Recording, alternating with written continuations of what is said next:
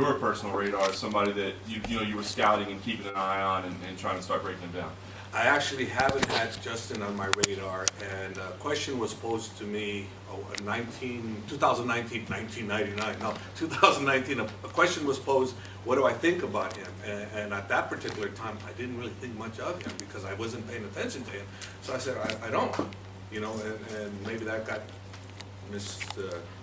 you know how you guys twist that. Absolutely. Ariel's real good at that, but anyway, so long story short, I didn't really pay attention to him until he dismantled Tony, because now he was real. Now he's in front of us. So then I paid attention and I saw how great he actually is, and what a challenge he is. That's when I really paid attention. So when it comes to Khabib, I mean, I think the question is like, what's the biggest challenge in terms of Khabib, right? Is it the fact that Justin's wrestling is so strong, his defensive wrestling is there, or is it the power that he brings with his hands, his low kicks, that sort of thing? Is it the wrestling or the striking that makes him more dangerous? It's the striking for me, and the fact that he has D1 wrestling does also have a big impact. But it's the striking. He's the best kicker in the business, I believe. In the 155, anyways. Because I think Israel probably takes the nod for being the best kicker all the way around. But I think in the 155, I give it to Justin. He's the best kicker all the way around over everybody, in my opinion. Fair enough.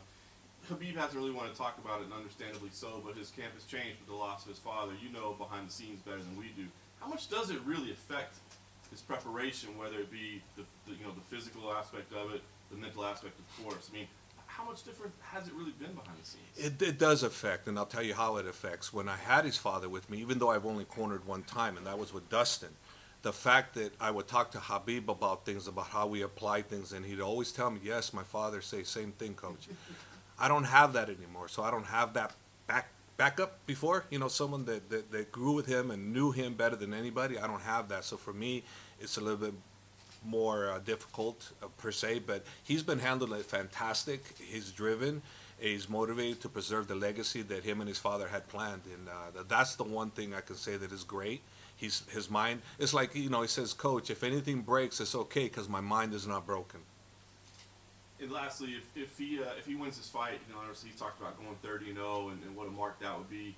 Is there a matchup that you would like to see for him in that 30th fight? Is there a fight that you would like to prepare with him to if it is his last fight, to send him out on a high note? Well, if we get by Justin, which I'm hoping we do, and that's the plan, I would like GSP, because I was in the car when him and his father discussed the ideal last opponent was GSP. Now, whether it's Khabib's last fight, I don't know, but let's just say it is, like you're saying.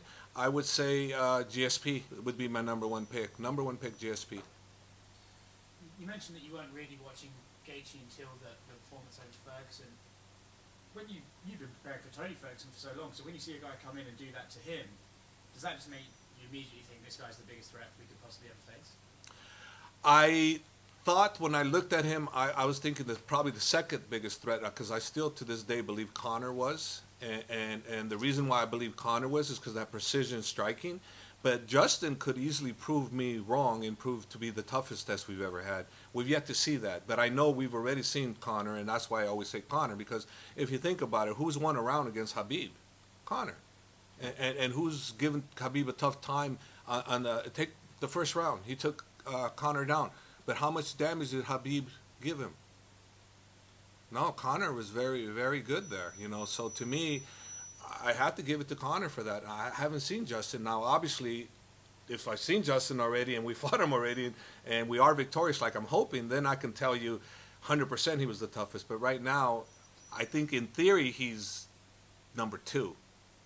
At the press conference yesterday, Gaethje said, I have to stay off the cage or I'll die.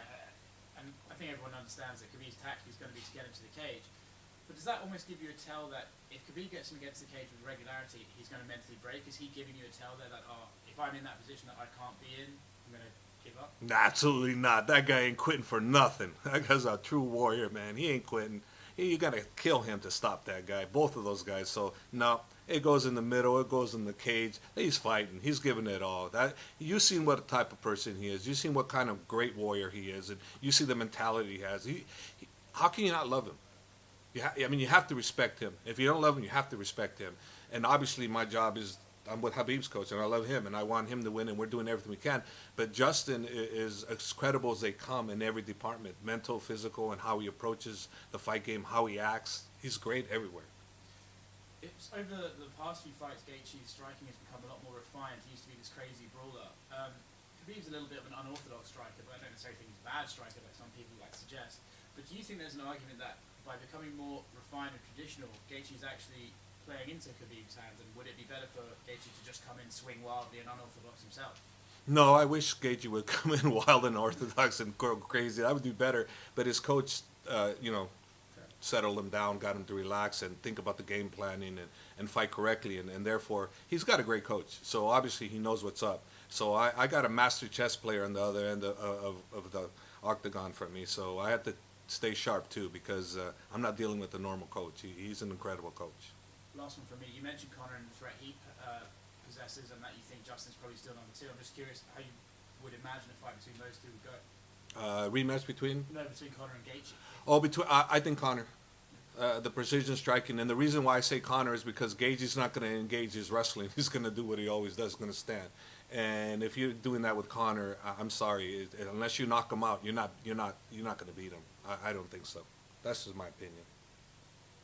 Javier, when you were watching the Tony Ferguson fight, there were obviously no fans, so you could hear both coaches pretty well. But what did you make of Trevor Whitman's coaching between rounds? A lot of people praised him for calming Justin down. Fantastic. Compared to the other corner, I don't think they knew what the heck that was going on. I think they weren't used to what happened, and they didn't know how to bring their fighter back. So it's like a great corner versus a corner that actually just they were lost. I thought. A lot's obviously been made of the wrestling versus the wrestling, but in terms of the striking, I think a lot of people would say Justin has the advantage. But do you think Khabib's striking is just that much? Is just so underrated coming into this fight? Well, Khabib's striking has been underrated from the get-go. I mean, watch what he did with Conor. He stood with Conor the whole round on purpose. And did he win that round? Probably not. Did he lose that round? Maybe not. Maybe he won. I mean, it was that close. So he does that to me all the time. And the thing I don't feel comfortable about is because I like an easy route, and to me, I think he's the best on the planet that there's ever been at 155 on taking people to the ground and sticking on the ground. So I prefer the easy route. So I always like that. So he always scares the hell out of me when he likes to stand with people. I don't like that, and I'm saying this because I'm hoping that it rings true to him to don't stand with this guy. I don't want that because it's not an easy feeling knowing that you have an easier route to a victory and he chooses to go the harder route. And with his father there, he went strictly 100% the father's plan route, and that's the part that scares me a little. Javier, I just want to ask, what do you think's been the secret to the longevity of American Kickboxing Academy from the Mike Swift days and the trio at welterweight to now you got Khabib, the next generation? I mean, not many teams can say they've had that long success of churning out these high-level guys just through the years. It's just the love, I mean, it all really started with me with Frank Shamrock when Frank Shamrock was my first middleweight UFC champion, and he was the first well-rounded fighter. If you guys remember that, some of you might, some of you don't. I think John remembers, but it all started with him. And it's just the love and luck, and I've had the fortune of having Dwayne Zinkin and Crazy Bob Cook. They helped me with the management of bringing all these top quality wrestlers to come in and train to do MMA. So that's really helped a lot immensely, because that's where I got DC and Cain Velasquez.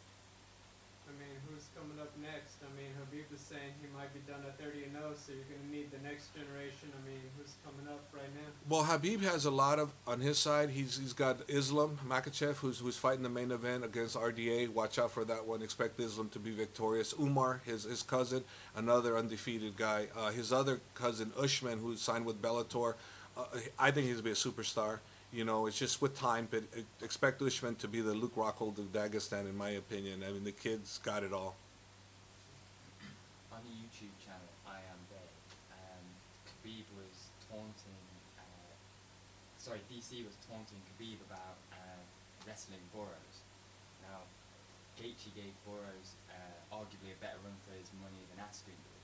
So what does that say to you about Gaethje? Oh, it's just same as he can wrestle.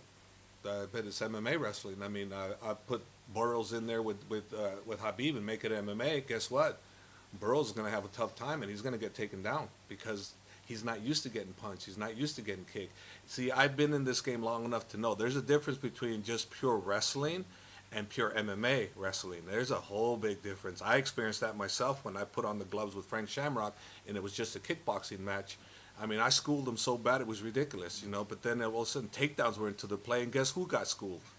Me. I was running like a chicken, you know, trying to avoid from him taking me down. It was crazy. I couldn't stand. I couldn't do anything. So I learned right early on that there's different games right there. That we're talking wrestling, pure wrestling, and we're talking MMA wrestling.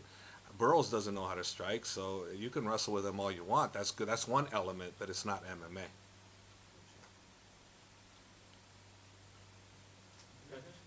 Yes. Since you started working with Khabib, what would you say are the biggest involvements, whether as a fighter or as a man? His maturity, his leadership, you know, how he's taken over the responsibilities of his father and how he's doing great things by opening up, free gyms around the world for the underprivileged to come and train. And that was his father's vision. That was his father's goal, to unite all countries and around the world with physical fitness, you know. And he's done that in Dagestan, and Khabib's going to carry that on just like his father did.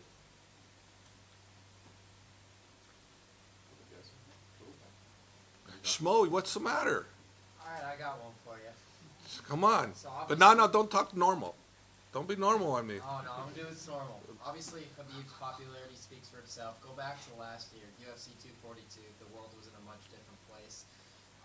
We're, a day before weigh-ins and everything like that. Do you think that this has been easier to prepare for in these final training sessions with Khabib, with the mental focus, with the less distractions than it was last year? No, I think this one's harder.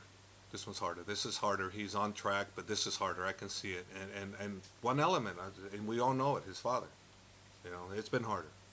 No lie, it's been harder. He's on track, but this has been more of a lonelier time for him by himself. I could see it, you know, and I think that's what's also actually going to help us too, is the fact that he's doing this for his father and himself, obviously, because you can't just do it for one person. It's got to be yourself.